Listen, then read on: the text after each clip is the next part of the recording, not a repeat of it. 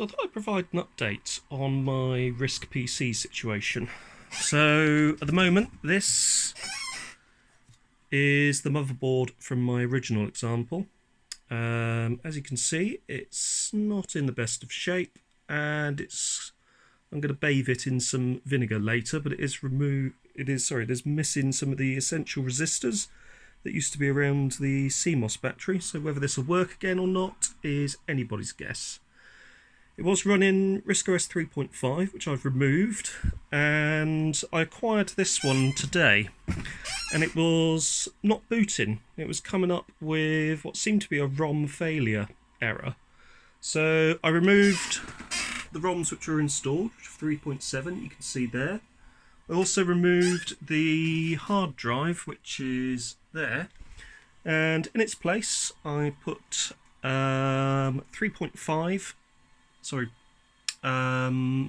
3.5 and the hard drive from my RiscOS 3.5 machine, and I'm now confronted with a desktop. The keyboard is working. If I do F12, I got through to supervisor. So start dot for, yep, there you go, I remember that rather well. So we seem to have access. I just need to find a suitable mouse. What was it, exit or quit? Oh no, it's quit, I think. Or is it F12 to close it off? Oh no, hang on, desktop. Start desktop. I've completely forgotten how to get out of the supervisor mode. Then again, it has been nearly 20 years since I last used it. The fact that I can go this far is a testament in itself. So it's been reset to default configurations. I do need to do something about that. But ideally, to get started, I need to